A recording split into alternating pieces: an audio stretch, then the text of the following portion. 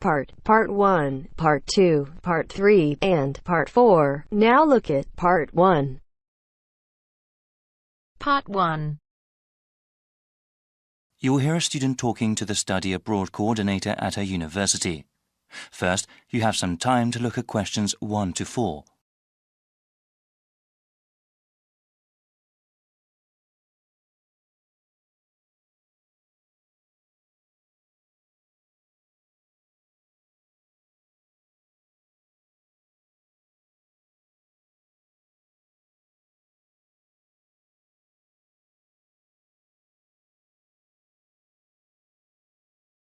Now we shall begin. You should answer the questions as you listen, because you will not hear the recording a second time. Listen carefully and answer questions 1 to 4. Hi, Leela. Please sit down. So you were interested in studying abroad next year, right? Yes, that's right. I've always wanted to live and study in South America. Okay, well, I have to go over a few things with you first, Leela. Once I get some information, I can tell you about studying abroad. What is your last name? Kim. That's K-I-M-H. Okay, now, when are you interested in studying abroad? I want to study my entire third year of university abroad. Wow, that's a long while, but well worth it. Have you ever lived or studied abroad before? Yes, I took a summer language program in Buenos Aires, Argentina. Will you be applying for financial aid for your year abroad? I think I will be. Living costs are lower in South America, but plane tickets can be very expensive. What kind of degree do you want? I plan to obtain a Bachelor of Arts in Spanish and Latin American history. I'm especially interested in how countries there became democracies. That sounds very interesting. Do you have any idea what countries you want to study in? I think I'll do one semester in Bolivia and then another semester in Peru. That's all the basic information I need. Just ask if you need anything else. Before you hear the rest of the dialogue, you have some time to look at questions 5 to 10.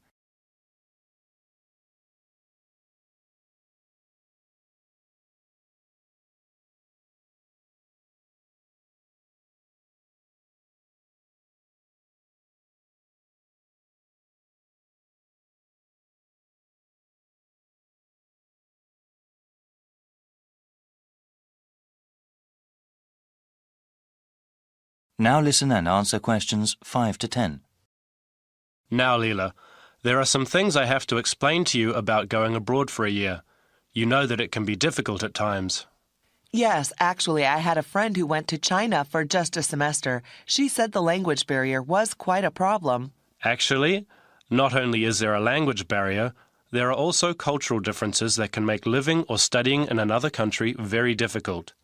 You mentioned going abroad before, but over the course of a year, some people can experience severe loneliness. I think I'm prepared to deal with that. Also, you have to be organized when it comes to applying for your study abroad program. Our university here may not accept every course you take abroad. You have to make sure with your academic advisor about which ones are appropriate and will count towards your degree. Understood.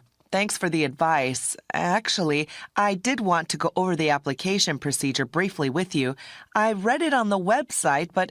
Yes, it can be slightly confusing. First of all, please remember to keep your grade point average at 3.2 or above.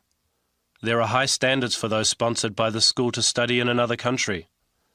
Once you have declared your major, you can begin your research into which programs you want to go to. After filling out the appropriate application, you will submit them to the Office of Study Abroad. After they review your materials, you will be informed about whether or not you can study abroad under the university's name. You will also be informed about how much financial aid you will receive. Sounds slightly daunting. Well, from what I have seen, I don't think you need to worry. Okay then, I'll print the forms from the online website now and get started. Good luck, Leela. Thank you so much. No problem. If you have any other questions, please email or call. I will. Bye then. That is the end of Part 1. You now have half a minute to check your answers.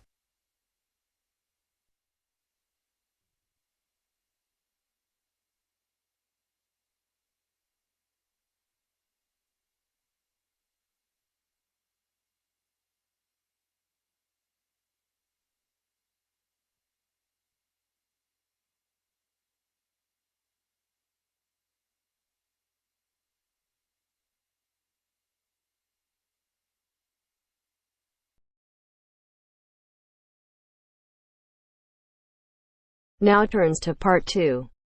Part 2. You'll hear an orientation given to new students about technology services on campus. First, you have some time to look at questions 11 to 15.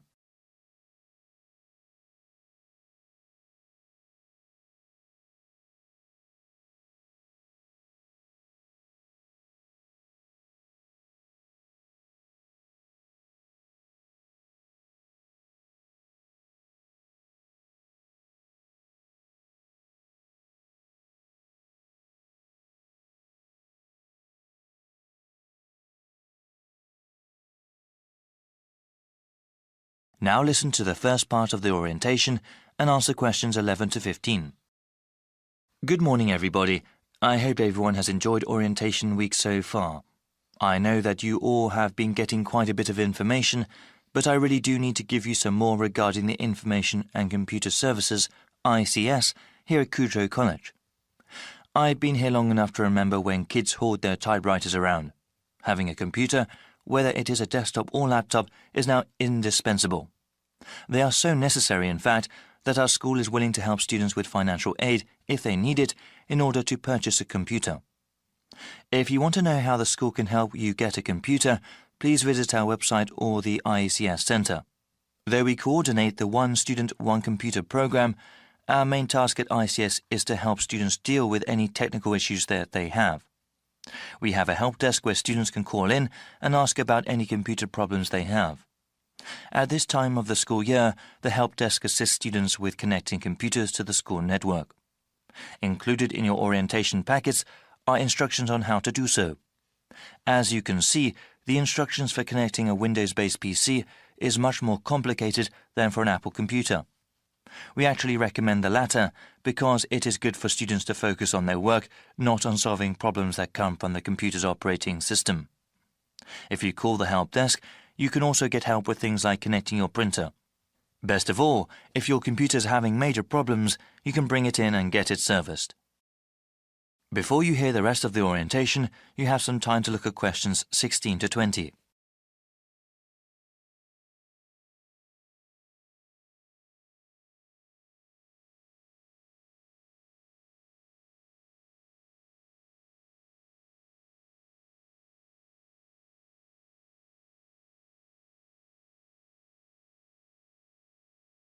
Now listen and answer questions 16 to 20. I will tell you how to bring in your computer if you have any problems with it. If I'm not there, you can talk to the full-time attendant, Jacob. That's Jakob, Bianchi. Jacob has many years of experience in computer service. Please feel free to ask him anything. He is there Monday through Friday and can figure out what you need help with. We are located in Taylor Building. Our extension is 7760. This year, we also have extended opening hours. We are open both weekdays and weekends. During the week, we are open from 9 to 7 and on Saturdays from 12 p.m. to 5 p.m. Fill out a form and if you need to drop your computer off, we'll get it fixed right away. Thank you all for listening and good luck with your studies.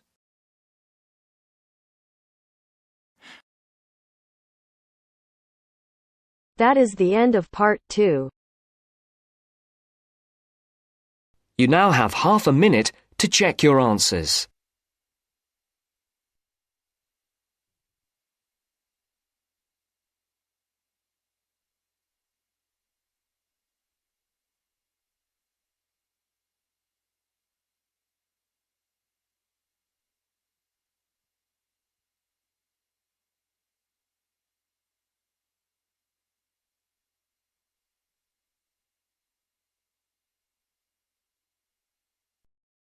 Now turns to Part 3.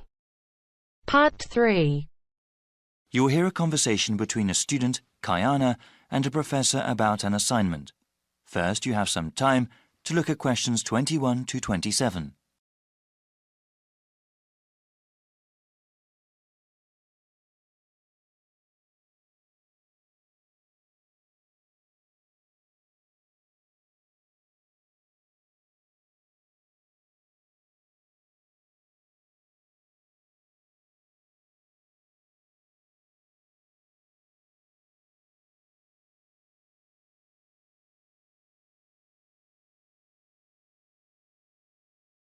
Now listen carefully and answer questions 21 to 27.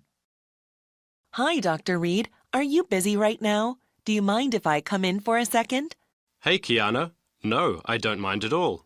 Thanks. I just wanted to say that I'm enjoying your urban studies course and that I'm having some trouble with the first assignment. Okay, no problem. What do you want to ask? This is my first time writing a paper of this length. All right. What sort of trouble are you running into? Well, writing more than 10 pages is actually turning out to be quite a task. I've been rereading some of the material, and I'm just not sure how to approach the assignment. Yes, it takes some time to get used to academic writing assignments. More time than I expected, really. I also want to do a really good job on the assignment. I don't want to put a half-hearted effort into it. I'm glad to hear that. I'll say that these assignments get easier to manage as time goes on. That's a small relief. I mean, it gets easier to plan the assignment and to organize one's time, but it still takes hard work and a sincere effort to produce a good piece of academic writing. My role is to guide you to the readings I think are the most relevant and to give you tips on managing your time. Okay, could we talk about the readings then? Sure, we can go over them. I guess I want to ask about the Coal House text first. It seems like a pretty interesting book. But sometimes a bit over the top, no?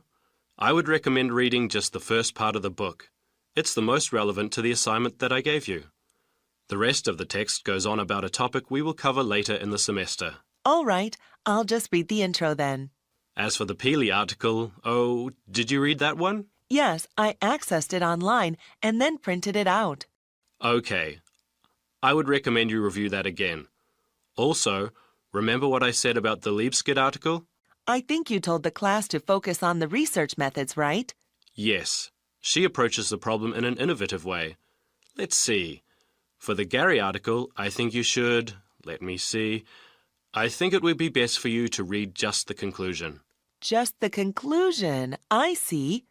Yes, I would ask you to read the whole thing, but this way would be more efficient. Speaking of which, you should not bother reading the Wolfson article. Yeah, it didn't seem particularly relevant to the topic. Let's see. Any other reading you wanted to talk about?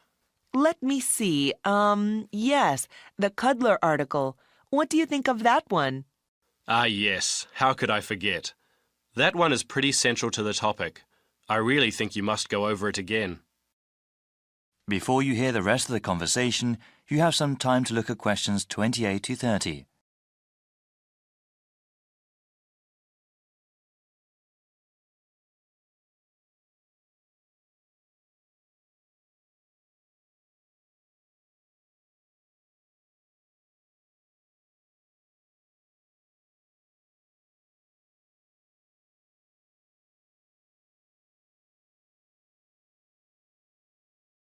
Now listen and answer questions 28 to 30. All right. Is there anything else you wanted to ask about? Yes, I wanted to ask about the line graph that you provided. It seems that the legend identifying the different parts is not there. Ah, it must not have been photocopied correctly. Here, let me explain them. They all represent percentages of the population in Manassas, okay? Line 1 here at the top is the percentage of people who were born in a foreign country. Born outside the country. Okay, and this one? The next line down, line 2 refers to the percentage of people with citizenship. All right, got it. Those making a middle-class wage are represented by the 5th line down. Okay, middle-class wage earners. And the line number 4? That is the percentage of people with a college education or higher. All right, and the one in the middle? That one is the percentage of population who are married and have children. Got it. Thank you so much, Dr. Reed. I really appreciate your help.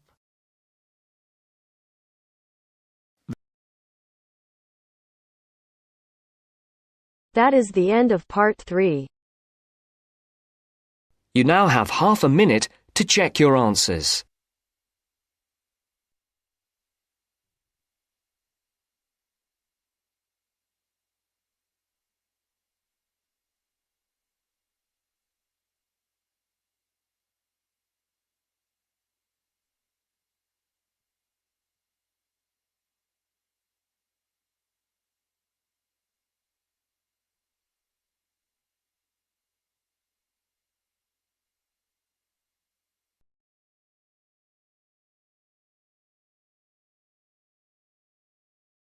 Now turns to Part 4.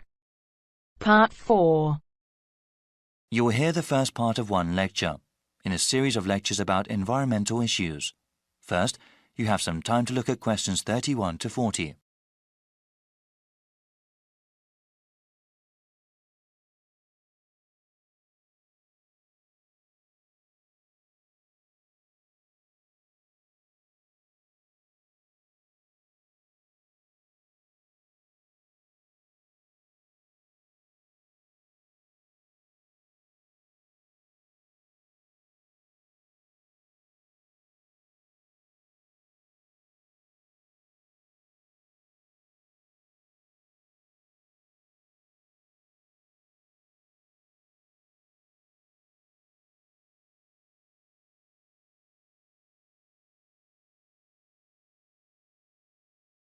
Now listen carefully and answer questions 31 to 40.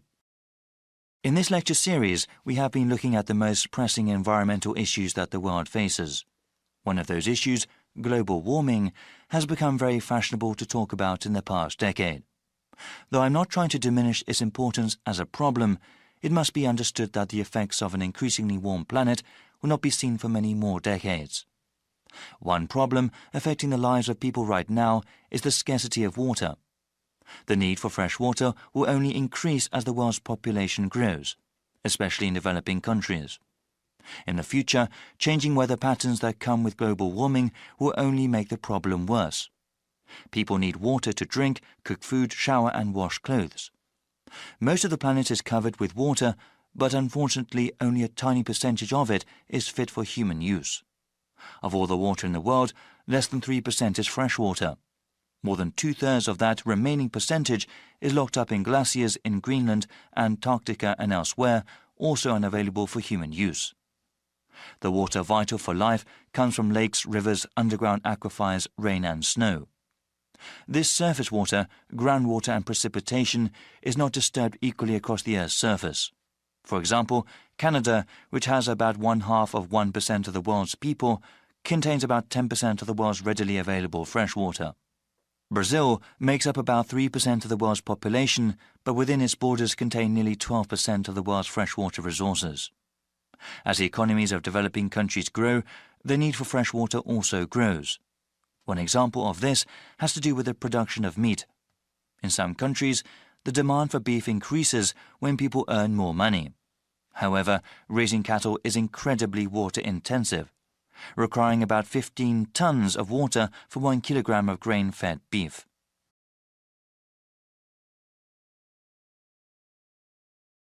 The scarcity of water has a direct impact on human life. When people are forced to walk many kilometers to the nearest source of fresh water, it may take hours away from their day.